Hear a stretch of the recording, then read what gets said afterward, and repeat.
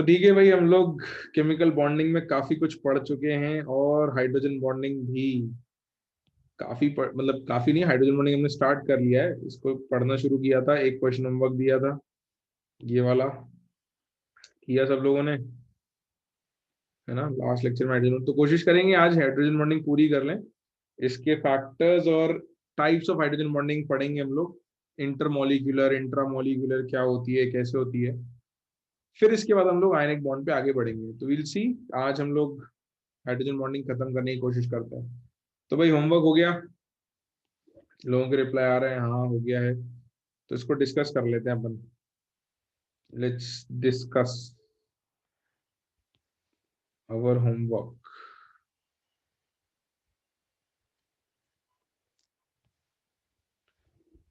तो भाई क्लास आपसे ये पूछा था कि इनमें से किस किस केस में हाइड्रोजन बॉन्ड एग्जिस्ट करेंगे।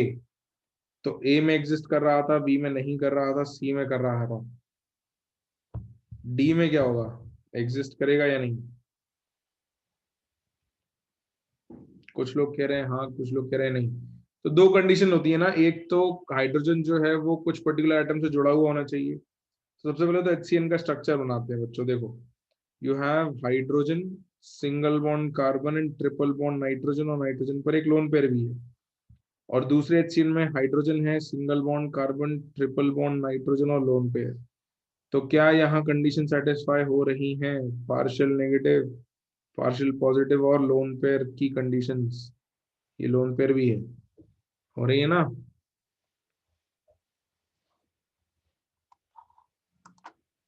बिल्कुल। तो क्या क्या कंडीशन होती थी, हाइड्रोजन काफी इलेक्ट्रोनेगेटिव एलिमेंट से जुड़ा हुआ हो, छोटा एटम होना चाहिए, तो sp हाइब्रिडाइज्ड कार्बन है हमारे पास, ये कंडीशन सेटिस्फाइड है। और दूसरी तरफ कुछ एटम्स के लोन पेयर होते थे जिसमें oxygen, fluorine, nitrogen F negative और क्लोरीन होता था। तो यहाँ नाइट्रोजन का लोन पेयर भी है, तो कंडीशन सेटिस्फाइड है, तो इसमें हाइड्रोजन बॉन्ड एग्जिस्ट करेगा। इसको हम मार्क कर देते हैं यस, है ना। यही एग्जाम्पल से ही, एक्सपीरियंस से हमको धीरे धीरे आइडेंटिफाई करना आएगा, इसलिए हम इतने सारे एग्जाम्पल डिस्कस कर रहे हैं। तो कंडीशन दो याद रखो, हाइड्रोजन जहां बॉन्डेड है उसकी नेगेटिविटी, इलेक्ट्रोनेगेटिविटी हाई होना चाहिए, या ये कह सकते हैं कि इलेक्ट्रॉन खींचने की पावर, इलेक्ट्रॉन अट्रैक्शन इसका हाई होना चाहिए जिससे जुड़ा हुआ है। और ये जो दूसरी तरफ का एटम है उस पर लोन पेयर होना जरूरी है। ये कंडीशन तो बेर मिनिमम है, ये नहीं होगा एक भी अगर, तो हाइड्रोजन बॉन्ड नहीं बनेगा। अगले पे आगे बढ़ते हैं। तो इसका मैं तुमको थोड़ा स्ट्रक्चर बना के देता हूँ जो थोड़ा तुमको हेल्प करे, उसके बाद आंसर देना ना। CH3 C double bond O और CH3 ऐसा स्ट्रक्चर होता है, और डबल बॉन्ड O जब लिखते हैं तो ऑक्सीजन के दो लोन पेयर रहते हैं। और H2O is H, single bond O, दो लोन पेयर और H। तो क्या यहाँ कंडीशन सेटिस्फाई हो रही है क्या किसी तरीके से, देखो जरा। पार्शियल नेगेटिव, पार्शियल पॉजिटिव, ये लोन पेयर है ना। करेगा बिल्कुल, वेरी गुड, बहुत अच्छे बच्चों, वेरी गुड रिस्पॉन्सेस। इसके अगले वाले में C5H5N का स्ट्रक्चर मैंने बता दिया था, ये आगे चल के आप लोग ऑर्गेनिक केमिस्ट्री में पढ़ोगे। C5H5N is drawn like this, benzene में एक CH की जगह पर आपका नाइट्रोजन आ जाता है। तो अब तो आप खुद ही बता सकते हो कि सर ये स्ट्रक्चर है और H2 अभी आपने बनाया है, तो तुम बता सकते हो मेरे को क्या हाइड्रोजन बॉन्ड एग्जिस्ट करेगा या नहीं करेगा। तो भाई बताओ क्या होगा। करेगा, वेरी गुड वेरी गुड। अब धीरे धीरे सबको क्लियर होता जा रहा है, लोग आइडेंटिफाई करना सीख रहे हैं। HF और HF, ये तो मतलब बहुत ही सिंपल केस दे दिया था तुमको। हाइड्रोजन सिंगल बॉन्ड फ्लोरीन, तीन lone pair, hydrogen single bond fluorine, तीन लोन पेयर। करेगा, ये तो मतलब बहुत ही ऑब्वियस था। Delta negative, delta sorry delta positive और डेल्टा नेगेटिव, और ये इसका लोन पेयर। HCl H2O बिल्कुल करेगा, नहीं करेगा कंडीशन देखो भाई, अगर डाउट हुआ करे तो ये ऊपर वाली टेबल देख लिया करो ना, ये देख लिया करो, इनमें से कोई भी आ रहा होगा तो डेफिनेटली करेगा। इसके सिवा बहुत कम केसेस होंगे जो हम पढ़ लेंगे, एक या दो ही केसेस हमको यूज करने रहेंगे, बट मेजोरिटी इन केसेस में तो होगा ही होगा। तो बना लेते हैं, देखते हैं फुलफिल होती है कंडीशन की नहीं।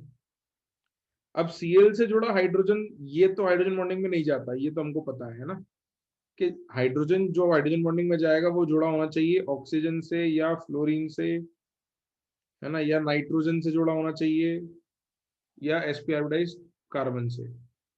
तो HCl वाला H तो नहीं जाएगा, लेकिन दूसरी चीजें तो हो सकती हैं।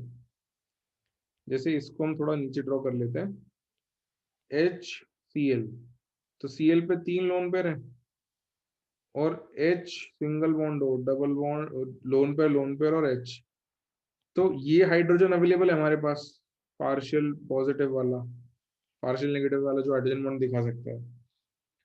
अब दूसरी तरफ लोन पेयर किसका है? Cl का। तो जरा कुछ लोग कह रहे हैं कि करेगा, कुछ लोग कह रहे हैं नहीं करेगा। जरा एक बार ऊपर जाके चेक करो जरा, Cl का लोन पेयर हो सकता है क्या? हाइड्रोजन या तो फ्लोरीन, ऑक्सीजन, नाइट्रोजन या sp कार्बन से जुड़ा हो, बट इधर क्लोरीन का लोन पेयर हो सकता है क्या? देखो राम बेटा चेक करो एक बार, आदित्य तू भी चेक कर, क्लोरीन का लोन पेयर हो सकता है क्या? हो सकता है ना। तो हाइड्रोजन जुड़ा हो ऑक्सीजन से और इस तरफ क्लोरीन का लोन पेयर हो, तो करेगा ना हाइड्रोजन बॉन्ड शो। तो ये एक्चुअली हाइड्रोजन बॉन्डिंग शो करेगा, लेकिन सिर्फ इस तरफ से, उल्टा नहीं हो सकता। इसका हाइड्रोजन ऑक्सीजन के लोन पेयर से हाइड्रोजन बॉन्डिंग शो नहीं करेगा, क्योंकि इसमें ये कंडीशन सेटिस्फाई नहीं हो रही है ना। तो इस टाइप का हाइड्रोजन बॉन्ड बनेगा, इस वाले का हाइड्रोजन बॉन्ड ऑक्सीजन से नहीं बनेगा। ठीक है, ये वाला हाइड्रोजन बॉन्ड एग्जिस्ट करता है। अगले केस में डायग्राम बनाओ, मुझे बताओ करेगा कि नहीं करेगा। NH3,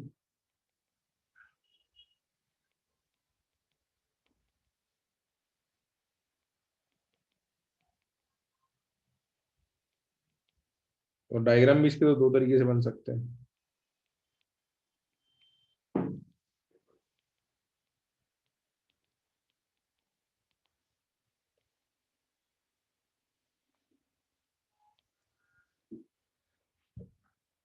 एग्जिस्ट करता है, बात तो सही है, एग्जिस्ट तो करता है।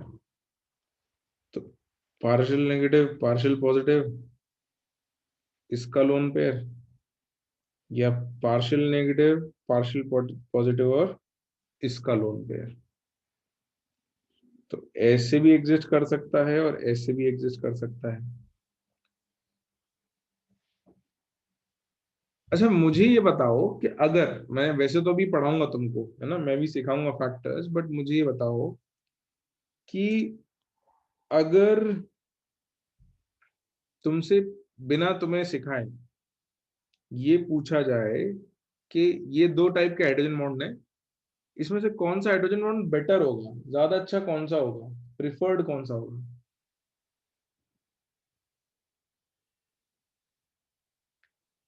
फर्स्ट वाला, कुछ लोग कह रहे हैं सेकंड वाला। कैसे डिसाइड करोगे? वैसे तो मैं फैक्टर सिखाऊंगा, बट क्या सोच के अपन ने डिसाइड किया कि फर्स्ट प्रेफर्ड है second? Oxygen is more electronegative, pressure, सही बात है। भाई हमने कहा था कि ये एक एक फैक्टर तो हमने पढ़ा ही था ना, दूसरा फैक्टर भी पढ़ेंगे, बट हमने पढ़ा था कि hydrogen bond strength is directly proportional to electronegativity of atom bonded with hydrogen. तो ये डोमिनेटिंग फैक्टर रहता है जनरली। ठीक है, generally this is the dominating factor, कि ये जो पार्शियल पॉजिटिव चार्ज है ये जितना ज्यादा होगा, तो ऑक्सीजन से जुड़े हुए वाले हाइड्रोजन पे पार्शियल पॉजिटिव ज्यादा होगा एज कंपेयर्ड टू नाइट्रोजन से जुड़े हुए वाले पे। बात समझ आ रही है? नाइट्रोजन कम पावर से इलेक्ट्रॉन खींचता है, ऑक्सीजन ज्यादा पावर से इलेक्ट्रॉन खींचता है, तो इस पर पार्शियल पॉजिटिव चार्ज ज्यादा, तो इसका हाइड्रोजन बॉन्ड स्ट्रेंथ थोड़ा ज्यादा रहेगा। ये मैं भी सिखाऊंगा, कंपेयर भी करवाऊंगा, रूल्स भी लिखवाऊंगा, बट थोड़ा लॉजिक कैसे डेवलप करना है, बात समझ में आ रही है? तो तुम चाहो तो यहाँ लिख सकते हो, दिस इज अ बेटर और स्ट्रॉन्गर, ऐसा कह सकते हैं, बेटर या फिर स्ट्रॉन्गर भी लिख सकते हैं, स्ट्रॉन्गर हाइड्रोजन बॉन्ड। बाकी फिर अभी अपन पढ़ते हैं, कुछ सवाल करेंगे कंपैरिजन में।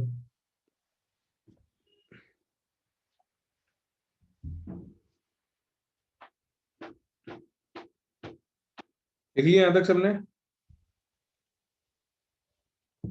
ठीक है, तो हमने फैक्टर्स पढ़ना स्टार्ट करे थे कि भाई हाइड्रोजन बॉन्ड स्ट्रेंथ कंपेयर करनी हो तो कैसे कंपेयर करेंगे, जिसमें हमने पहली बात लिखी थी कि हाइड्रोजन जिस एटम से जुड़ा है उसकी इलेक्ट्रोनेगेटिविटी जितनी ज्यादा होगी उतनी बॉन्ड स्ट्रेंथ ज्यादा होगी। उसका लॉजिक भी मैंने अभी बताया कि इस पे जितना पार्शियल पॉजिटिव चार्ज ज्यादा आएगा उतना ये इलेक्ट्रॉन्स को ज्यादा अट्रैक्ट करेगा। ऐसे ही होगा ना? सही बात है, लॉजिकल ऑब्वियस बात है। जितना ज्यादा पार्शियल पॉजिटिव चार्ज उतना ज्यादा attraction. Everyone agrees with me? सब लोग इस बात से अग्री करते हैं? ठीक है, अगली बात क्या हो गई, मान लो ये फिक्स कर दी, ये एफ और एच फिक्स हो गया है ना। If you fix this, F और एच हमने फिक्स कर दिया, तो अब इस तरफ क्या होना चाहिए, ये लोन पेयर के साथ क्या होना चाहिए, ये लोन पेयर जितने ज्यादा इससे दूर जा सकेंगे या जितना कम न्यूक्लियस की तरफ रहेंगे उतना अच्छा होगा, है ना। भाई इस पे पार्शियल पॉजिटिव चार्ज ज्यादा होना चाहिए और ये लोन पेयर ज्यादा से ज्यादा अवेलेबल होना चाहिए अट्रैक्शन शो करने के लिए। तो जो जितना इलेक्ट्रॉन लोन पेयर को दे सकता है या अपने से दूर भेज सकता है उसको कहते हैं मोर बेसिक, है ना। आगे चल के हम लोग एसिडिक नेचर और बेसिक नेचर पढ़ेंगे, तो इलेक्ट्रॉन डोनर जो होता है वो बेसिक कहलाता है। तो इस बात को मैं लिखवा देता हूं, बट अल्टीमेटली सिंपल लैंग्वेज में कहें, हाँ लुईस बेस कहते हैं इसको, बिल्कुल लुईस बेस कहते हैं, बिल्कुल सही बात है, इसको लुईस बेस कहते हैं। और सिंपल लैंग्वेज में कहें तो जो इलेक्ट्रॉन्स को अपने से दूर भेजने की टेंडेंसी रखता है या भेज सकता है। तो सेकंड फैक्टर ऐसे लिखो कि hydrogen bond strength is directly proportional to, हाँ, इलेक्ट्रॉन डोनेटिंग ग्रुप, सही बात है, जितना इलेक्ट्रॉन डोनेटिंग ग्रुप होगा उतना ज्यादा अच्छा होगा। दूसरी तरफ लोन पेयर वाला is directly proportional to basic nature of the other atom, basic nature of the other atom. Other atom मतलब atom whose lone pair is participating in bond, is participating in hydrogen bond. ये बात समझ में आ रही है? मतलब मैं और समझाऊंगा इस बात को, बट स्टेटमेंट समझ में आ रहा है। तो बेसिक नेचर का मतलब क्या है, मींस लोन पेयर डोनेशन। तो इसका ऑर्डर भी हमारे पास है, एफ नेगेटिव, जिस पर नेगेटिव चार्ज है वो ज्यादा आसानी से दे सकता है, will be more than nitrogen oxygen fluorine. इनमें ऑर्डर क्या आएगा, तीनों में कोई बताएगा? नाइट्रोजन ऑक्सीजन फ्लोरीन में सबसे आसानी से इलेक्ट्रॉन कौन दे सकता है इन तीनों में? नाइट्रोजन, है ना, सबसे कम इलेक्ट्रोनेगेटिव है। और ऑक्सीजन फ्लोरीन में कौन आसानी से दे सकता है? ऑक्सीजन। तो हाइड्रोजन से जुड़े वाले केस में फ्लोरीन सबसे बेटर होता है, मतलब जब हाइड्रोजन जोड़ना है तो फ्लोरीन बेटर है, बट जब लोन पेयर की बात है तो कौन बेटर है? नाइट्रोजन। उल्टा चलेगा, सही बात है ना, प्रेफरेंस उल्टा चलेगा। भाई इधर इलेक्ट्रॉन लेने वाला चाहिए और इधर इलेक्ट्रॉन देने वाला चाहिए कंपेरेटिवली, है ना। तो अपन कंपेयर कर लें, इसके कुछ एग्जांपल कर लें, एग्जांपल्स और क्लियर हो जाएगा अपने। तो लिखो एग्जाम्पल।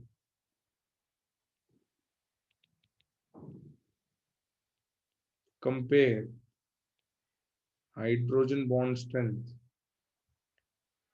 तो पहला comparison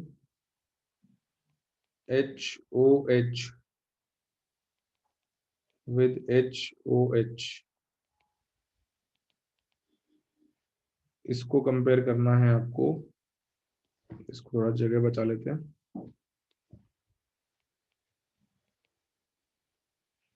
comparing it with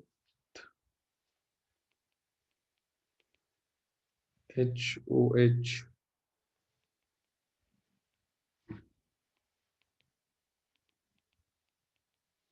and NH3।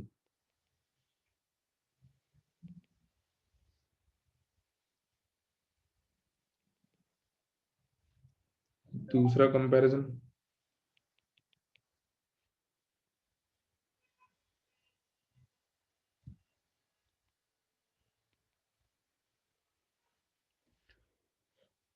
NH3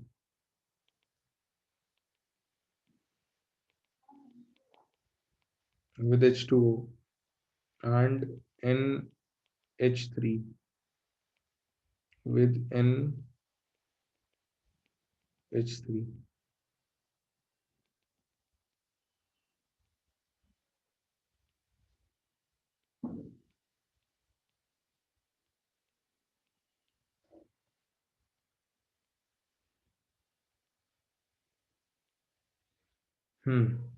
तो फर्स्ट वाले में यहाँ सिंबल क्या आएगा बीच में?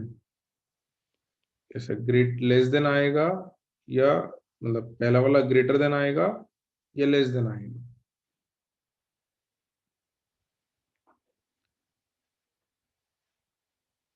या तुमको रिप्लाई करने को आसान कर देता हूँ, फर्स्ट का ग्रेटर है हाइड्रोजन बॉन्ड स्ट्रेंथ या सेकंड का ग्रेटर है? सेकंड का ग्रेटर है, सही बात है ना भाई। Second is greater than first. क्यों? क्योंकि ये तो सेम है, पार्शियल पॉजिटिव और पार्शियल पॉजिटिव सेम है, but this is more basic, या फिर कह सकते हैं कि लेस इलेक्ट्रोनेगेटिव। तो लोन पेयर वाली साइड लेस इलेक्ट्रोनेगेटिव होनी चाहिए और हाइड्रोजन वाली साइड मोर इलेक्ट्रोनेगेटिव होनी चाहिए। सही बात है, यही कह रहे हैं हम तब से। अगले केस में, अगले केस में क्या आएगा? ज्यादा बेटर स्ट्रॉन्ग बॉन्ड किसका बनेगा? सेकंड का ही बनेगा, क्योंकि भाई ये पार्शियल पॉजिटिव और पार्शियल पॉजिटिव तो सेम ही ले रखा है हमने। This is again more basic.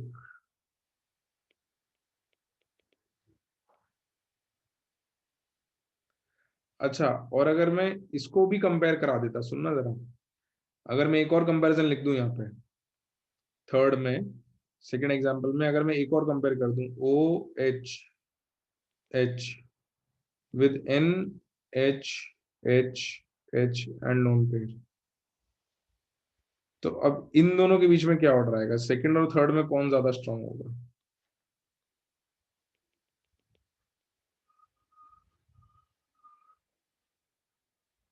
Third ज्यादा स्ट्रांग हो जाएगा। तो एक्चुअली में अगर हमको तीन भी कंपेयर करने को बोल दे तो भी हम बता सकते हैं। तो दिस इज, क्योंकि दिस इज मोर इलेक्ट्रोनेगेटिव। ये नाइट्रोजन तो सेम ही है ना दोनों तरफ, देखो यहाँ नाइट्रोजन, यहाँ नाइट्रोजन, ये तो सेम है। अब इसको कंपेयर करना है तो ये ज्यादा इलेक्ट्रोनेगेटिव है, तो इस पे पार्शियल पॉजिटिव ज्यादा आएगा। आया समझ कौस्तु बेटा? पॉइंट ऑफ डिफरेंस देखना है ना, किस किस में डिफरेंस है।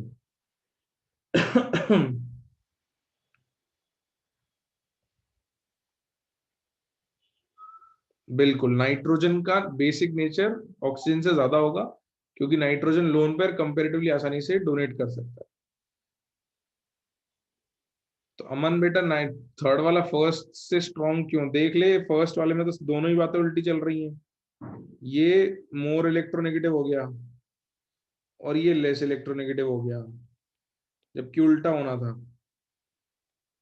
है ना। और मतलब जब तूने इन दोनों को कंपेयर कर लिया और इन दोनों को कंपेयर कर लिया तो ऑर्डर तो वैसे ही आ गया ना बेटा तेरे पास।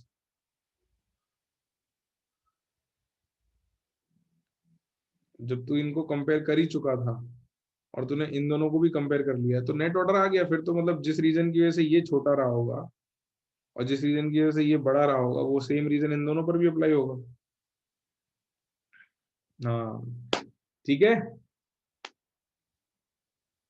तो आपको दो चीजें याद रखनी है बस सिंपल सी, कि हाइड्रोजन से जो जुड़ा हुआ वाला एटम है उसका इलेक्ट्रोनेगेटिविटी नेचर ज्यादा होना चाहिए और जो लोन पेयर वाला है उसकी इलेक्ट्रोनेगेटिविटी कम होनी चाहिए। बस ये दो बातें समझ में आनी चाहिए, इतनी सी बस सिंपल सी। ठीक है, समझ में आती है सबको। एक क्वेश्चन और करते हैं उसके बाद हम लोग आगे बढ़ेंगे, कुछ नोट लिखेंगे और फिर हम टाइप्स ऑफ हाइड्रोजन बॉन्ड पे आगे बढ़ जाएंगे। ठीक है, will write a note and will move ahead two types of hydrogen bond. तो लिखो क्वेश्चन बच्चों, right down a question. Which of the following orders of hydrogen bond strength? Which of the following orders of hydrogen bond strength is slash R correct?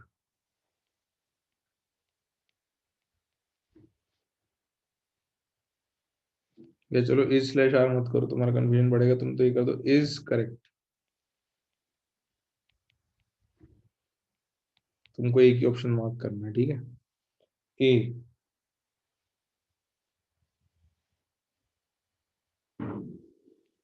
H O H and you have H O H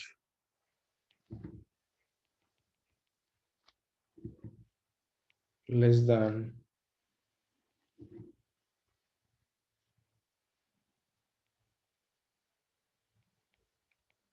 H O H with H O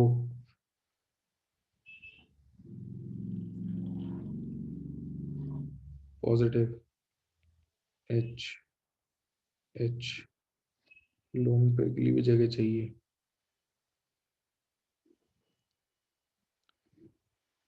एक second,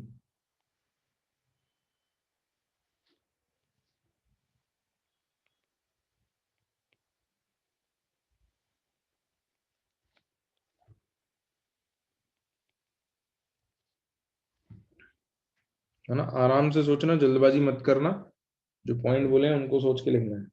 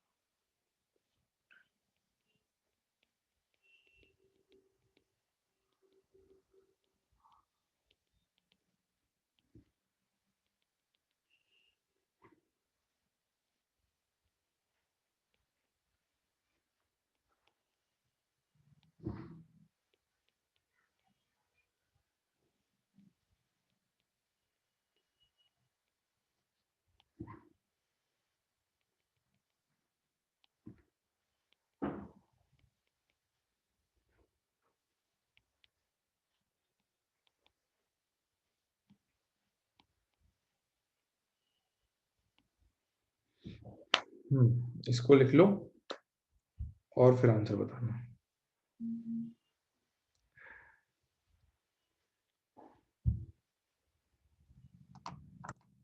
बात याद रखना जो मैंने कही थी कि hydrogen जिससे जुड़ा है उसकी नेगेटिविटी ज्यादा होनी चाहिए, जो लोन पेयर वाला है उसकी नेगेटिविटी कम होनी चाहिए। और अभी तक सुजल सही है बेटा आंसर। अमन बाकी ऑप्शंस भी चेक कर, गौरी बाकी ऑप्शंस चेक करो।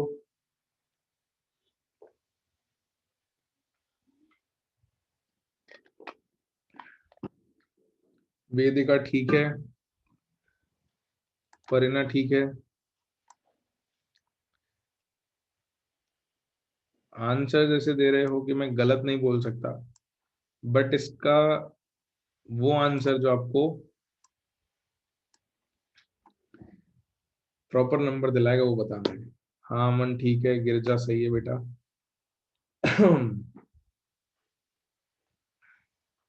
कौस्तुभ सही है, श्रेया सही है।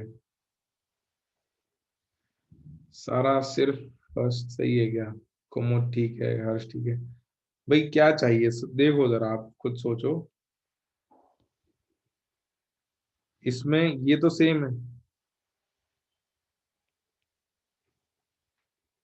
और ये मोर इलेक्ट्रोनेगेटिव है ना। आगे बढ़ते हैं। यहाँ पर ये लेस इलेक्ट्रोनेगेटिव है, और यहाँ पर ये मोर इलेक्ट्रोनेगेटिव है। सही बात है। और यहाँ पे ये मोर बेसिक है, और यहाँ पर ये लेस बेसिक है। यानी कि ये जो होना चाहिए वो है, और ये उसका उल्टा है। तो ये भी सही है। बात समझ आ रही है? लोन पेयर वाला ज्यादा बेसिक होना चाहिए, लेस इलेक्ट्रोनेगेटिव होना चाहिए। प्यूरिडिक थोड़ा याद करो, नेगेटिव चार्ज जिस पे आता था उसकी नेगेटिविटी कम हो जाती थी, पॉजिटिव चार्ज जिस पे आता था उसकी नेगेटिविटी बढ़ जाती थी, है ना। याद आ रही हैं बातें थोड़ा सा? पीरियडिक सवाल अच्छा है भाई, मतलब इसलिए मैंने कहा था आराम से सोच रहे हैं एक एक को। आगे अगले वाले पे आते हैं। देखो एच एफ और एच एफ तो सेम है, इसमें तो कोई फर्क ही नहीं है। तो जो इस तरफ वाला होता है उसको क्या होना चाहिए? लेस इलेक्ट्रोनेगेटिव होना चाहिए। लोन पेयर वाले को कि मोर इलेक्ट्रोनेगेटिव क्या होना चाहिए? Less electronegative. तो मोर बेसिक और लेस इलेक्ट्रोनेगेटिव। तो क्या मार्क कर दें अब हम आंसर? डी, है ना। अच्छा सवाल है, आपको इसमें हर ऑप्शन में कुछ बदल के दे दिया है, पॉजिटिव चार्ज नेगेटिव चार्ज, कभी कोई एक चीज सेम है कभी कोई भी चीज सेम नहीं है। तो इसको सोचना पड़ेगा आराम से। अच्छा सवाल है ना। हमने सारे रीजंस लिख लिए हैं। इस सवाल को आगे भी कभी हाइड्रोजन बॉन्डिंग की स्ट्रेंथ रिवाइज करनी है तो आप कर सकते हो।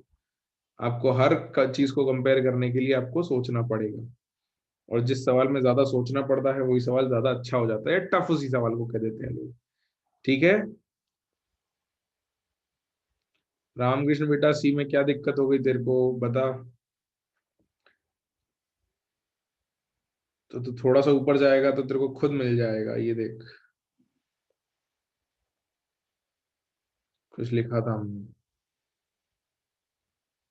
है ना। और पीरियडिक में भी पढ़ा था कि अगर तुम नेगेटिव चार्ज रख दोगे तो उसकी नेगेटिविटी कम हो जाएगी, या नेगेटिव चार्ज वाले से इलेक्ट्रॉन लेना कंपेरेटिवली आसान होता है। क्लियर है सबको?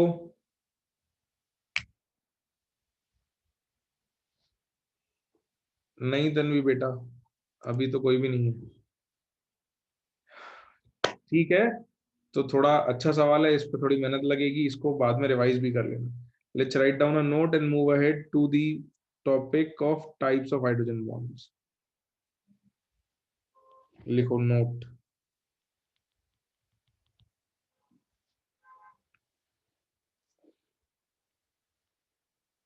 तो एक्चुअली सबसे ज्यादा स्ट्रॉन्ग हाइड्रोजन बॉन्ड जो होगा वो यही होता है, एफ नेगेटिव और एच एफ का जो हाइड्रोजन बॉन्ड होता है वो स्ट्रॉन्गेस्ट होता है। तो नोट का पहला point, H F two negative exists due to presence of hydrogen bonding. तो आपको कंपाउंड मिलते हैं, जैसे KHF2 मिलेगा आपको कंपाउंड, जो होगा K प्लस और HF2 नेगेटिव, और HF2 नेगेटिव को जब आप ब्रेक करके लिखोगे तो you'll have H, एक second, you'll have F negative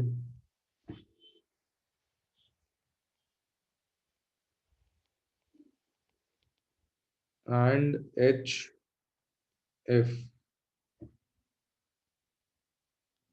और इसकी बॉन्ड एनर्जी बहुत ही ज्यादा होती है। हाँ बिल्कुल प्रेशा, मैं वही लिखने वाला हूँ कि this is a very strong hydrogen bond. इसकी बॉन्ड एनर्जी जो होती है that is approximately 220 kilo joule per mole. ये एक्सेप्शनली स्ट्रॉन्ग बॉन्ड होता है।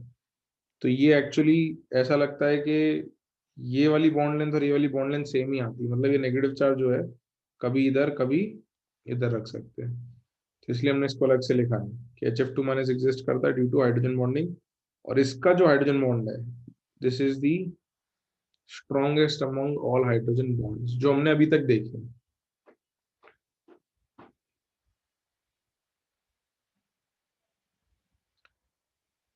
बी में मैंने एक ज्यादा लोन पेयर किस पे बेटा, सुजल, ऑक्सीजन पे नेगेटिव चार्ज आएगा तो उस पर 3 लोन पेयर हो जाएंगे ना, 7 इलेक्ट्रॉन हो जाएंगे, 6 थे तो, है ना, सही बना है। नॉर्मल ऑक्सीजन पे 2 लोन पेयर रहते हैं, नेगेटिव वाले ऑक्सीजन पे 3 लोन पेयर रह जाते हैं। चलो लिखा।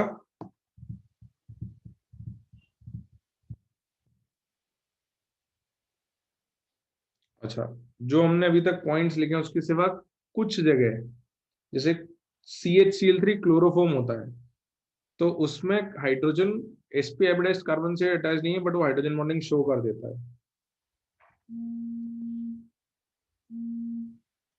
तो इसमें लिखो सेकंड पॉइंट नोट के अंदर,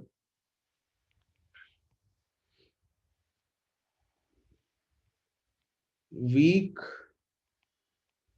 हाइड्रोजन बॉन्डिंग exists between, यह exists in कर दो,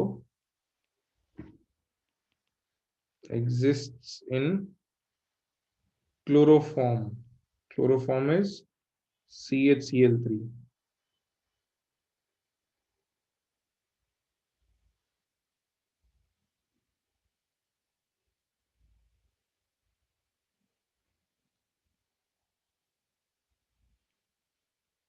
तो CHCl3 जो है वो आपको हाइड्रोजन बॉन्डिंग शो कर देगा, हालांकि जो हमारी पुरानी लिखी हुई कंडीशन है उसमें नहीं आता, बट इसलिए हम इसको अलग से नोट के अंदर लिख रहे हैं।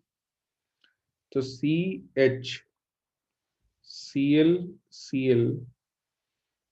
और Cl,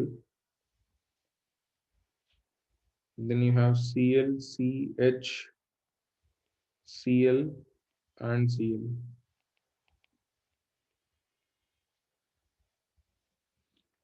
तो यहाँ ऐसा क्यों होता है, क्योंकि एक कार्बन sp हाइब्रिडाइज नहीं है, बट उस पर 3 क्लोरीन जुड़े हैं, तो partial negative, partial negative, partial negative, तो पार्शियल पॉजिटिव और पार्शियल पॉजिटिव, बहुत ज्यादा पॉजिटिव आ जाता है। तो ये भी क्या करता है, इस इलेक्ट्रॉन खींचता है हाइड्रोजन से। तो क्योंकि कार्बन से इलेक्ट्रॉन बहुत ज्यादा खींचे जा रहे हैं तो वो हाइड्रोजन से खींच लेता है।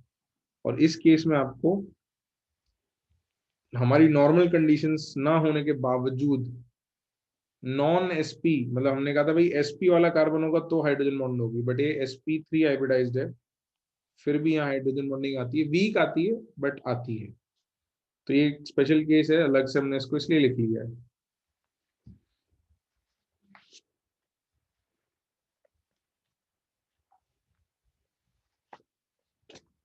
हाँ हाँ, कॉस्ट होगी।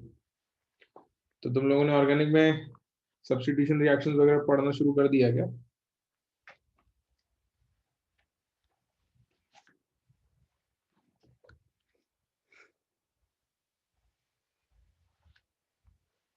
अच्छा, लास्ट ईयर पढ़ा था, हाँ थोड़ा बहुत तो पढ़ा होगा, सही बात है।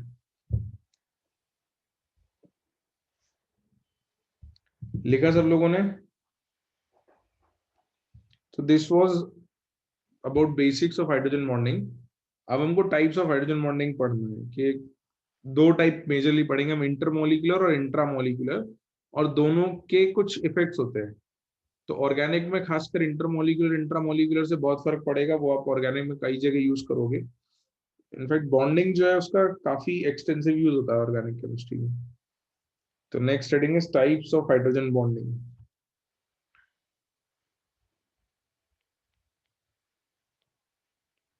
Types of hydrogen bonding.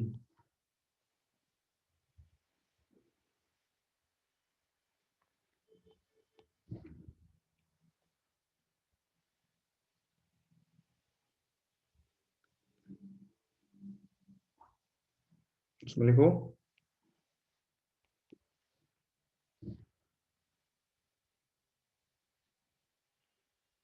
Hydrogen bonding is categorized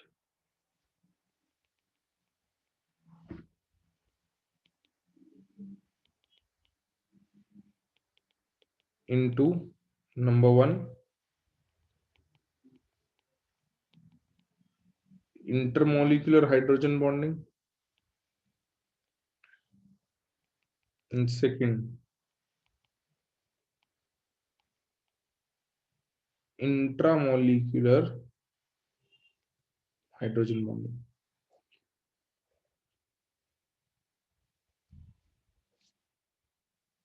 और हम पहले जो पढ़ेंगे वो हम पढ़ेंगे इंटरमोलिकुलर हाइड्रोजन बॉन्डिंग।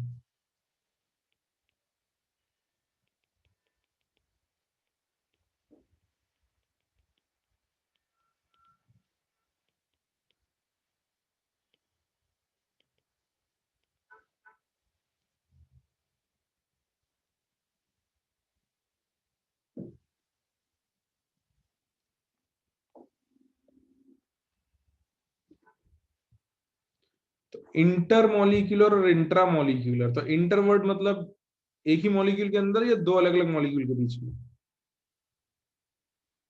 दो अलग अलग के बीच में ना, तो जब भी बॉन्डिंग दो अलग अलग मॉलिक्यूल्स के बीच में होगी तो उसको इंटरमोलिकुलर कहेंगे। और इंट्रा में हम देखेंगे, intra means with in the same molecule. तो कुछ मॉलिक्यूल जैसे भी होंगे जिसमें उसी मॉलिक्यूल के अंदर ही, within the same molecule, दो एटम्स के बीच में बॉन्डिंग हो जाएगी। हाँ, इंटर और इंट्रा में रिडॉक्स में सीखा था, बिल्कुल। तो इसमें लिखो इंटरमोलिकुलर हाइड्रोजन बॉन्डिंग में, it exists between two molecules of either same species. It exists between two molecules of either same species or of different species.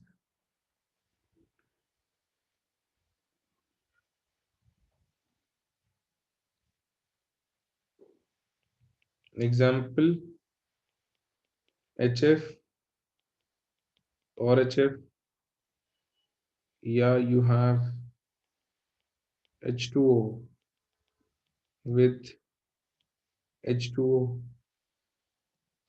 yeah, you have NH3 with NH3, etc. दो अलग अलग molecule में जब एक atom एक molecule का हो और दूसरा एटम दूसरे मॉलिक्यूल का हो, जिनके बीच में हाइड्रोजन बॉन्डिंग होता है, तो उसको इंटरमॉलिक्यूलर कहते हैं। अब इसमें जैसे H2O के बारे में कुछ बात हमको पढ़नी है कि भाई आइस की डेंसिटी पानी से कम होती है ना, याद होगा सबको।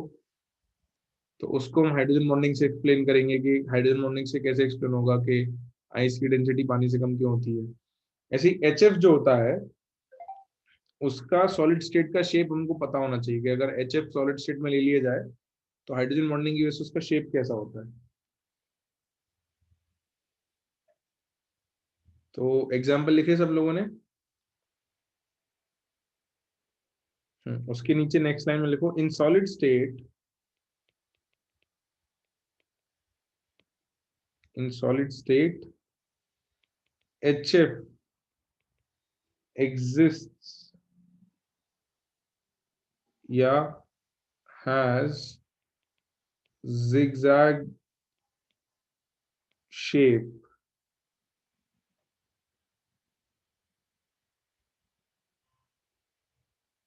या zigzag shaped arrangement कर देना।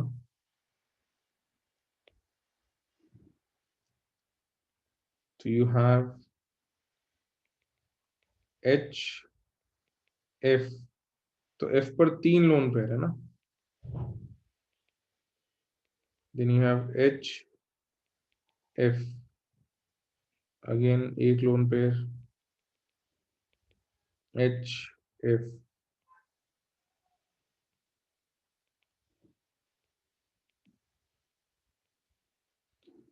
तो F पर बेंट होता है क्योंकि F पे 3 लोन पेयर है, हाइड्रोजन पे तो कोई लोन पेयर है नहीं।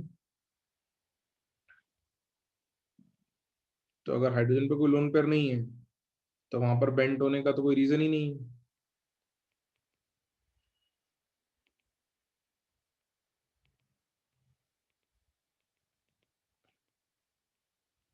And so on.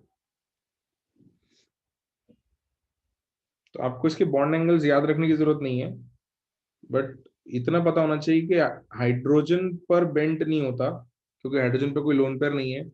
फ्लोरीन पे 3 लोन पेयर है जिसमें से एक हाइड्रोजन बॉन्डिंग में हिस्सा ले रहा है, तो बाकी 2 लोन पेयर की वजह से बेंट शेप आ जाता है।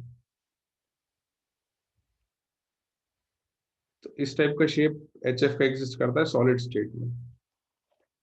लिक्विड और गैसेस में तो शेप की कोई बात ही नहीं कर सकते क्योंकि liquids and gases have no definite shape, right.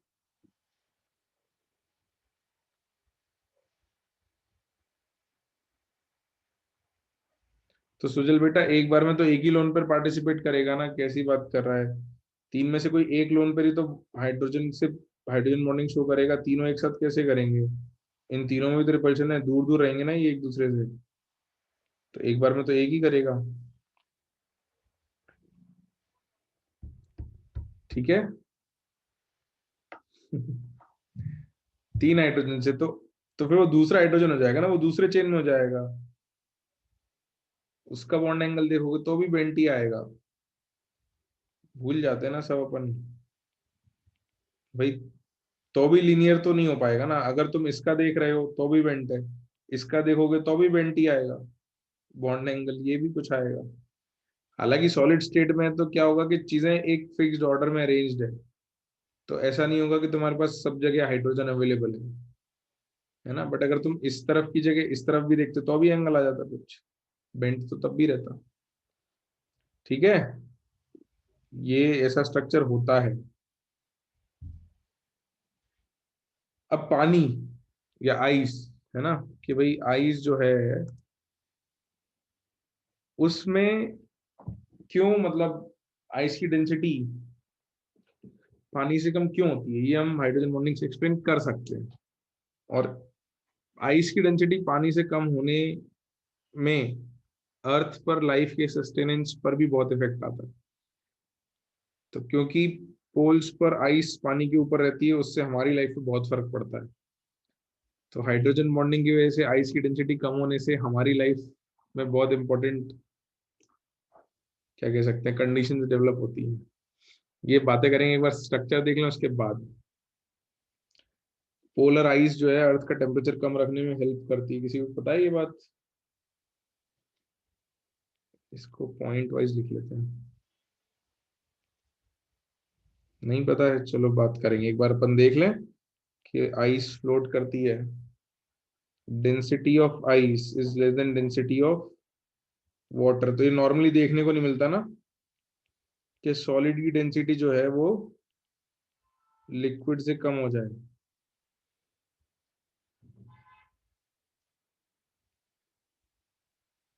तो ये नॉर्मल ऑब्जर्वेशन नहीं है, नॉर्मली सॉलिड की डेंसिटी ज्यादा होती है और लिक्विड की कम होती है। तो इसको एक्सप्लेन कैसे करते हैं। तो हाइड्रोजन बॉन्डिंग इन आइस, हम 3D स्ट्रक्चर तो नहीं बना सकते, तो हम 2D स्ट्रक्चर बना दे रहे हैं। तो ये है oxygen, hydrogen, hydrogen, lone pair और लोन पेयर। ऐसे ही oxygen, hydrogen, hydrogen, lone pair और lone pair. Then again you have oxygen, hydrogen, hydrogen, lone pair, lone pair, oxygen, hydrogen, hydrogen। तो ऐसा ये एक कंटिन्यूस 2D बना रहा हूँ, होता ये 3D है।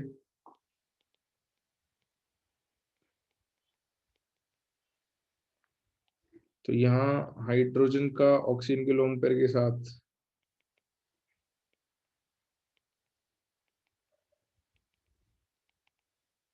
ऐसा हाइड्रोजन बॉन्ड का नेटवर्क बन जाता है।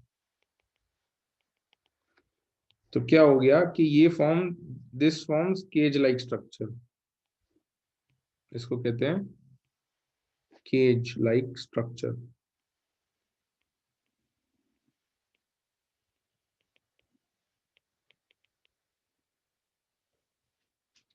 कर लो, ड्रॉ कर लो। और इसमें क्या होता है, ये जो बीच में है ये वेकेंट स्पेसेस रह जाती है खाली।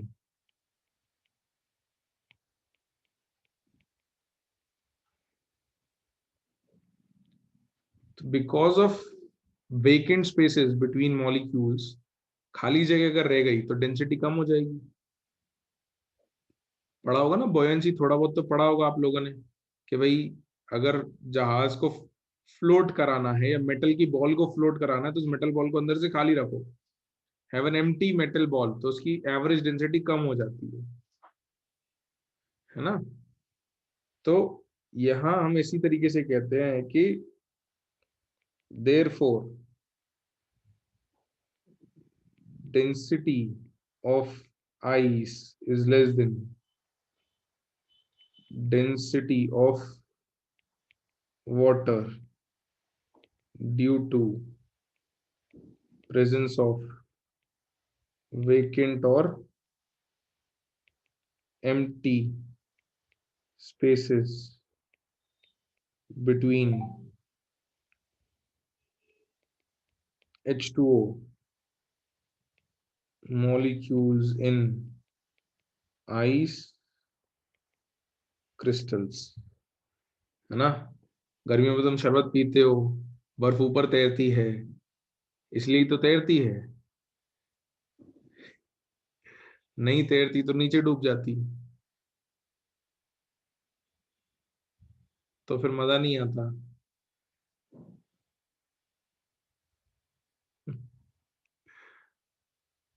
नहीं आता ना मजा, मतलब शरबत में बर्फ ऊपर तैरती है तो अच्छा लगता है। बिल्कुल। तो कितना कितना लंबे इफेक्ट है ना, मतलब हाइड्रोजन बॉन्डिंग के। हमारा शरबत ही मजा नहीं आता अगर तैरती नहीं तो।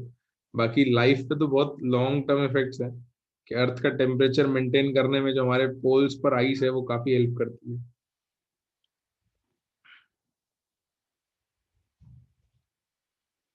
अच्छा, पानी की डेंसिटी मैक्सिमम कहाँ पे होती है ये याद है फैक्ट, कि density of water is maximum at कितने टेम्परेचर पे? हाँ, 4 डिग्री सेल्सियस पे। तो 0 से 4 में पानी की डेंसिटी बढ़ रही होती है। तो ये अगेन मतलब नॉर्मली ऐसा नहीं होता, लिक्विड्स को आप हीट करोगे तो एक्सपैंड करते हैं।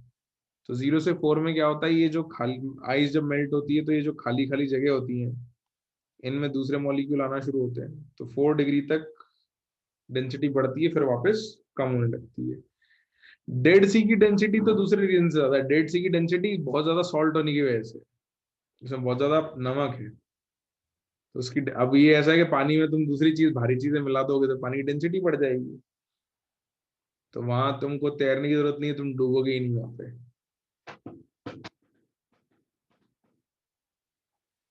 ठीक है, लिखा सब लोगों ने?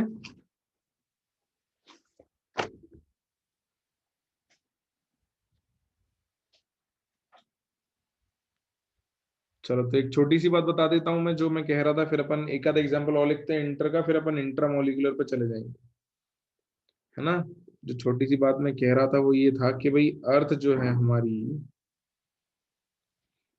उसके पोल्स पर आइस जमी हुई है ना, दोनों तरफ, ऊपर और नीचे,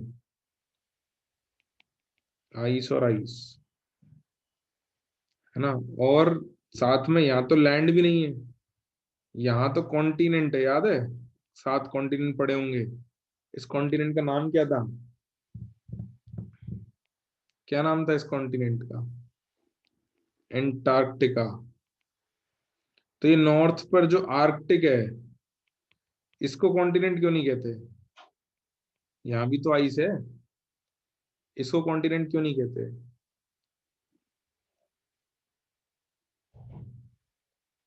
हाँ सही बात है, क्योंकि यहाँ लैंड नहीं है, कॉन्टिनेंट होने के लिए पानी के ऊपर लैंड होना जरूरी है, तो there is no land here, only ice. ठीक है, पानी के ऊपर आइस है। तो क्या होता है कि जब सन की रेज आती हैं हमारे एटमॉस्फेयर में, तो ये जो आइस है, दिस बहुत बहुत ह्यूज थाउजेंड्स ऑफ किलोमीटर्स में फैली हुई आइस है, तो क्या होता है कि सन की रेज इस पे आके रिफ्लेक्ट बैक हो जाती है। तो a lot of sun rays are reflected by these solid ice mirrors. These act as mirrors.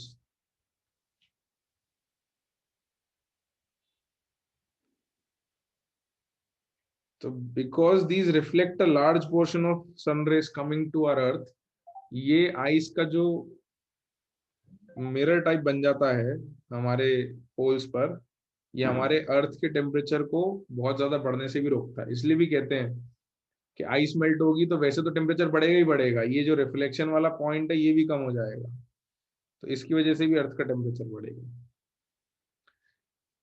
तो आपके और हमारे अर्थ पर जीने के लिए आइस की डेंसिटी पानी से कम होना जरूरी है। सी लेवल तो बढ़ ही जाएगा, वो बात तो है ही है ना। तो आपका और हमारा एग्जिस्टेंस यहाँ पर अर्थ पर होना प्रोबेबिलिस्टिकली तो बहुत ही कम था, अगर प्रोबेबिलिटीज की बात करते, but a lot of things are going right, that is why you and I are existing on this earth. चलो, ये तो ऐसे साइड की बात हो गई, वापस केमिस्ट्री पे आ जाते हैं भाई। एक एग्जांपल और करते हैं इंटरमोलिकुलर का, और एक एग्जांपल लिखते हैं, ये ऑर्गेनिक में आएगा, इसको कहेंगे पैरानाइट्रोफिनॉल। ये नाम, नाम ऑर्थोमेटा पैरा के नाम लिखना सीखे क्या आपने। हाँ मोहित, वो जो कलर दिखता है वो अलग चीज है, वो दूसरी चीज है। हाँ तो इसको कहते हैं पैरानाइट्रोफिनॉल, पैरानाइट्रोफिनॉल। आप लोग ऑर्गेनिक में इसको और डिटेल में पढ़ोगे, बट इसमें इंटरमोलिकुलर हाइड्रोजन बॉन्डिंग होती है, इंटरमोलिकुलर हाइड्रोजन बॉन्डिंग। तो पैरानाइट्रोफिनॉल का मतलब क्या है, फिनॉल होता है बेंजीन के ऊपर ओ एच, ठीक है, फिनॉल इज बेंजीन के ऊपर ओ एच, और नाइट्रो का मतलब हो गया कि NO2 जुड़ा हुआ है। तो ऑर्थो मेटा पैरा पोजीशन पे NO2 जुड़ा हुआ है, किसमें, फिनॉल में, इसको कहते हैं फिनॉल, ये आप लोग सीखोगे, है ना। हाँ, अब लेकिन काम की बात क्या है, सीख लिया, बढ़िया है, गुड। काम की बात क्या है, समझने वाली बात ये है कि इंटरमोलिकुलर हाइड्रोजन बॉन्डिंग अगर होगी, दो मॉलिक्यूल्स के बीच में अगर हाइड्रोजन बॉन्डिंग होती है, तो वो बॉइलिंग पॉइंट या मेल्टिंग पॉइंट को बढ़ाएगी या कम करेगी, मॉलिक्यूल्स को दूर दूर ले जाना मुश्किल होगा कि आसान होगा।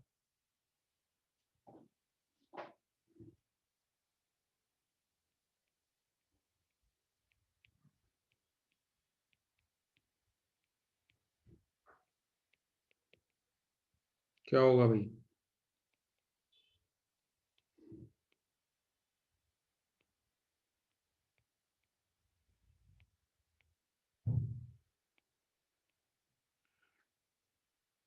मुश्किल हो जाएगा, बिल्कुल मॉलिक्यूल्स को दूर दूर ले जाना मुश्किल हो जाएगा, तो मेल्टिंग पॉइंट बॉइलिंग पॉइंट बढ़ जाएंगे, भाई मेल्टिंग पॉइंट बॉइलिंग पॉइंट बढ़ाना क्या है, मॉलिक्यूल्स को दूर दूर ले जाना मुश्किल ही होता है, तो मेल्टिंग पॉइंट बॉइलिंग पॉइंट ज्यादा होता है, ज्यादा हीट करना पड़ता है।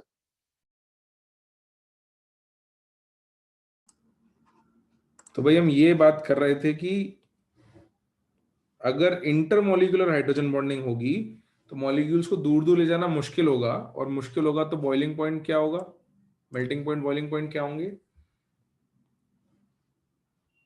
ज्यादा होंगे, बिल्कुल। तो यहां पॉइंट करके लिख लेना कि ड्यू टू इंटरमोलिकुलर, है ना। अब आगे चल के अपन कंपेयर करेंगे इंटर और इंट्रा को, we'll compare intermolecular and intramolecular both. So due to intermolecular hydrogen bonding, melting point and boiling points will be higher. तो जहां इंटरमोलिकुलर हाइड्रोजन बॉन्डिंग होगी वहां मेल्टिंग और बॉइलिंग पॉइंट ज्यादा आएंगे, और जब इंट्रामोलिकुलर की बात करेंगे तो वहां कम आ जाएंगे। तो इसके जस्ट बाद अपन इंट्रामोलिकुलर ही पढ़ना स्टार्ट करते हैं, और फिर अपन कंपेयर करेंगे ऑर्थोनाइट्रोफिनॉल और पैरानाइट्रोफिनॉल को। तो हम हाइड्रोजन बॉन्डिंग पढ़ने के बाद अब बता सकते हैं कि ऑर्थोनाइट्रोफिनॉल का बॉइलिंग पॉइंट ज्यादा है या पैरानाइट्रोफिनॉल का, बिना एक्सपेरिमेंट करे। एक्सपेरिमेंट करके तो बता ही सकते हैं कि भाई टेम्परेचर नाप के उबाल के देख लो किसका टेम्परेचर ज्यादा है, बट ऑन पेपर कैसे करना है। लिखा है यहां तक सबने?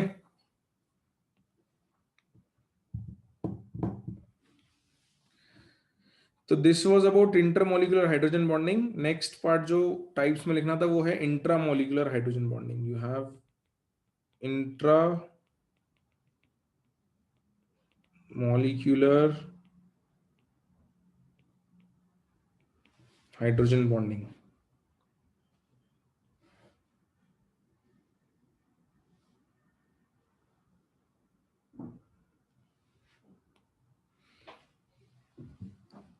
तो उसमें लिखो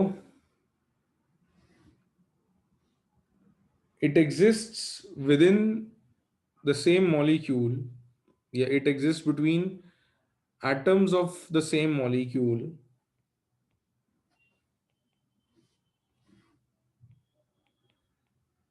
it exists between the atoms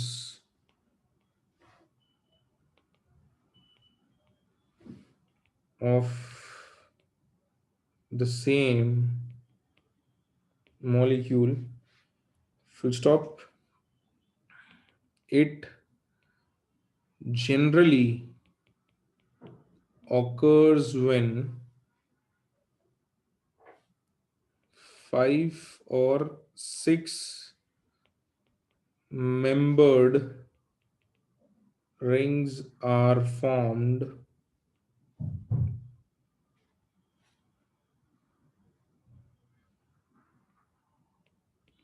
during hydrogen bond formation,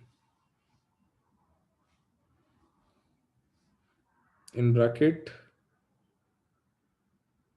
generally observed in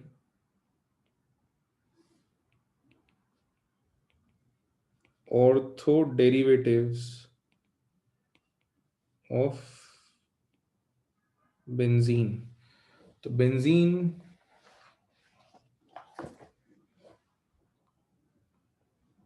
के जो ऑर्थो डेरिवेटिव्स होते हैं उनमें अपने को हाइड्रोजन बॉन्डिंग देखने को मिलती है इंट्रामोलिकुलर, जिसका पहला एग्जांपल हम नाइट्रोफिनॉल ही लिखेंगे। Example number 1, ortho nitrophenol.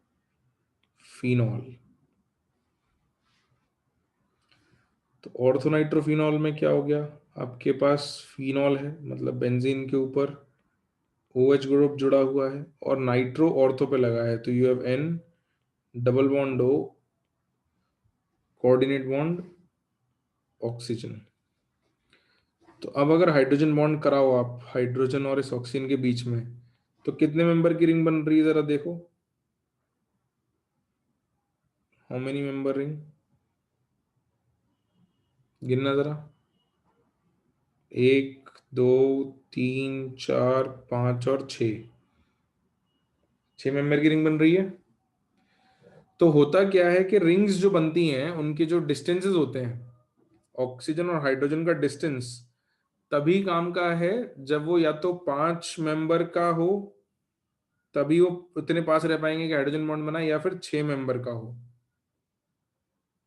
तो ये इतने पास होते हैं कि हाइड्रोजन बॉन्ड बना पाए। अगर 2 ही मेंबर हैं तो ये थोड़े दूर रहते हैं, या 3 मेंबर भी हैं तो भी ये दूर रहते हैं। और अगर बहुत ज्यादा मेंबर हो गए, जैसे एक बार मैं ऊपर स्क्रॉल कर रहा हूं, देखो 1 2 3 4 5 6 7 8 मेंबर हो गए, तो अभी इनका डिस्टेंस बहुत ज्यादा हो जाता है, तो फिर ये लॉन्ग डिस्टेंस पर इतना अट्रैक्शन शो नहीं कर पाते। तो इसलिए 5 या 6 मेंबर की जब रिंग होती है तो वो इंट्रा मॉलिक्यूलर, मतलब with in the molecule distances इतने पास ले आती है कि बॉन्ड बन पाता है हाइड्रोजन बॉन्ड। उससे कम या ज्यादा हुआ तो फिर डिस्टेंसेस ज्यादा होते हैं, उसमें फिर with in the molecule bond नहीं बनता, फिर वो पड़ोसी मॉलिक्यूल पास पड़ता है तो पड़ोसी मॉलिक्यूल से बॉन्ड बना लेता है। इसको ये भी कहते हैं कीलेशन भी कहते हैं, ring formation is also known as chelation. यहाँ साइड में ब्रैकेट में लिख लेना, ring formation is also known as chelation. तो कहीं कहीं आपको ऐसा मिल जाएगा कीलेशन या चीलेशन कहते हैं कुछ लोग, तो कीलेशन हाइड्रोजन बॉन्डिंग या की चीलेशन हाइड्रोजन बॉन्डिंग।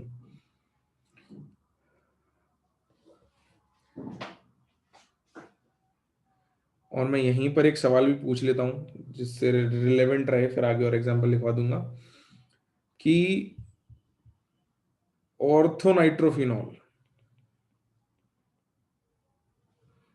और पैरानाइट्रोफिनॉल में बॉइलिंग पॉइंट हायर किसका है?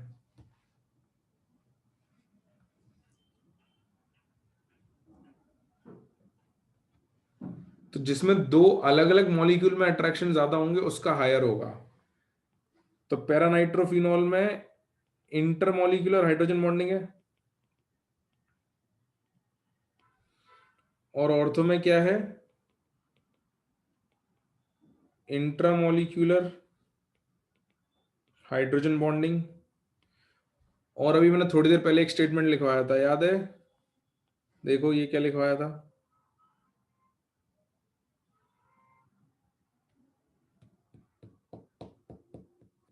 तो किसका बॉइलिंग पॉइंट हायर होगा?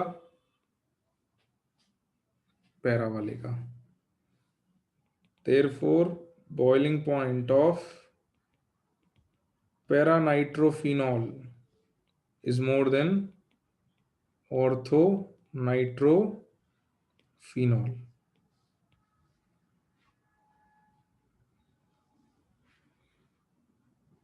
अच्छा ऐसा है क्या राज? भाई बाकी लोगों को स्क्रीन क्लियर दिख रही है, आवाज क्लियर आ रही है?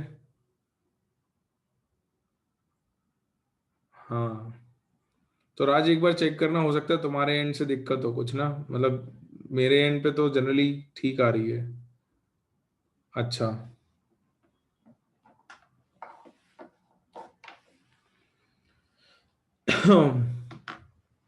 चलो, ये बात समझ में आती है। इसको मैं थोड़ा सा आपको एक एनालॉजी से भी समझा देता हूं।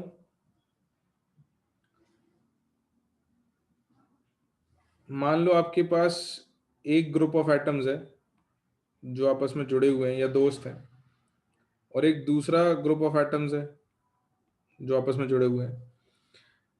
अब इसमें क्या है कि इस वाले ग्रुप का इंटरेक्शन अपने ही ग्रुप में ज्यादा है, ये पड़ोसी ग्रुप से कोई बात नहीं करता। तो आपके पास 2 ग्रुप हैं, एक ग्रुप और दूसरा ग्रुप, ये आपस आपस में ही बात करते हैं, पड़ोसी से बात नहीं करते। और एक इसी जगह आपके पास एक दूसरा ग्रुप ऑफ फ्रेंड्स है, और ये 2 ग्रुप हैं, और इसमें क्या है कि इस वाले की दोस्ती इस पड़ोसी वाले से भी है। तो यहाँ जो ग्रुप है और यहाँ जो ग्रुप है, इसमें एक इस बंदे की दोस्ती दूसरे बंदे से भी है। तो इस ग्रुप को दूर ले जाओ एक दूसरे से तो कोई दिक्कत है क्या? ये आसानी से दूर दूर बैठ जाएंगे, इनको कोई दिक्कत नहीं है, चले जाएंगे ना। ये तो आपस में ही बात करते रहते हैं, ये आपस में बात करते रहते हैं। तो टीचर कहे नहीं भाई तुम इस ग्रुप से दूर जाओ, तो इनको इस ग्रुप से दूर जाने में तो कोई दिक्कत ही नहीं है। लेकिन इनकी आपस में बातें हैं और इसकी बात इस पड़ोसी में एक बंदे से और हो रही है, तो इसको दूर ले जाओगे तो ये क्या करेगा, कहेगा नहीं नहीं मेरे को नहीं जाना, कहेगा ना। तो इनको दूर ले जाना मुश्किल हो जाएगा। तो यही बात हम यहाँ कह रहे हैं कि भाई एक ऑर्थोनाइट्रोफिनॉल और दूसरे ऑर्थोनाइट्रोफिनॉल में आपस में कोई रिलेशन ज्यादा है नहीं, इसका hydrogen bond with in the molecule बन गया, ये आपस में ही खुश है, तो इसको दूर ले जाओ कोई दिक्कत नहीं है। लेकिन पैरा वाले को जब लाओगे तो इसको और इसके पड़ोसी को दूर ले जाओगे, तो ये हाइड्रोजन बॉन्ड क्या कहेगा या क्या चाहेगा कि ये पास पास रहे। तो इसका बॉइलिंग पॉइंट ज्यादा होगा ना, इसको दूर ले जाना मुश्किल काम है। तो इसीलिए हमने डायरेक्ट ये इतना लंबा सोचने की जगह हमने डायरेक्ट लिख दिया कि भाई जब दो मॉलिक्यूल में पड़ोसियों में हाइड्रोजन बॉन्ड होगा तो उनको दूर ले जाना मुश्किल है, तो इनका बॉइलिंग पॉइंट ज्यादा है। और जब इंट्रा मॉलिक्यूलर हाइड्रोजन बॉन्डिंग होगी तो बॉइलिंग पॉइंट कम हो जाएगा। ठीक है, तो लॉजिकली एनालॉजिकली दोनों तरीके से समझ लिया हमने। बस एक छोटी सी बात याद रखोगे, दो मॉलिक्यूल के बीच में हाइड्रोजन बॉन्डिंग है तो बॉइलिंग पॉइंट ज्यादा है, पानी का बॉइलिंग पॉइंट ज्यादा होता है क्योंकि एक मॉलिक्यूल और दूसरे मॉलिक्यूल के बीच में हाइड्रोजन बॉन्डिंग होती है ना, उसमें इनफैक्ट काफी ज्यादा हाइड्रोजन बॉन्ड्स बनते हैं। मैं इंट्रा के कुछ और एग्जांपल्स लिखवा रहा हूँ, ज्यादातर एग्जांपल्स आप लोग ऑर्गेनिक में दोबारा पढ़ोगे, बट कुछ हम बेसिक लिख लेते हैं जिससे ऑर्गेनिक में पढ़ो तो ऐसा ना हो कि सर ये तो हमको पहली बार पढ़ रहा है। तो एक एग्जांपल ऑर्थोनाइट्रोफिनॉल था, दूसरा कॉमन नेम है सेलिसिल एल्डिहाइड। सेलिसिल एल्डिहाइड, सेलिसिल एल्डिहाइड क्या होता है कि बेंजीन रिंग में एल्डिहाइड और OH ग्रुप पढ़ लिए क्या आप लोगों ने, फिनॉल और OH एल्डिहाइड ग्रुप। हाँ,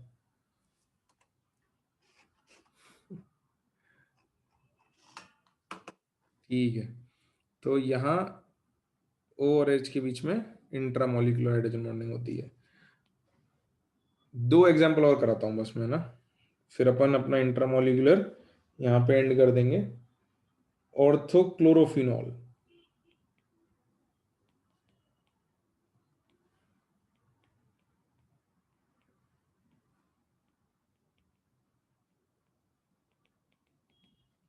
ऑर्थोक्लोरोफिनॉल में भी रिंग भी लिख लेते हैं, यहाँ 6 मेंबर्ड रिंग है, यहाँ 5 मेंबर्ड रिंग है, और एक लास्ट एग्जांपल इंट्रामोलिकुलर का, ये आपको ऑर्गेनिक में कई जगह मिलेगा, क्लोरल हाइड्रेट कहते हैं इसको, क्लोरल हाइड्रेट। तो ये सारे एग्जांपल्स आप ऑर्गेनिक में आगे पढ़ोगे। This is CCl3 dot COH whole twice, या CH करके लिख लो, CHOH होल ट्वाइस। तो CCl Cl Cl COH, अरे यार एक सेकंड थोड़ी जगह कम पड़ गई मेरे को, लेट मी शिफ्ट इट यहाँ पे, OH और H, एक यहाँ और एक यहाँ, तो इसमें भी 1 2 3 4 और 5 मेंबर रिंग बन जाते हैं। तो chloral hydrate is also an example of intramolecular hydrogen bonding, और 2 हाइड्रोजन बॉन्डिंग होती है इसमें। यहां भी ब्रैकेट में लिख लेना 5 मेंबर्ड रिंग्स। ठीक है,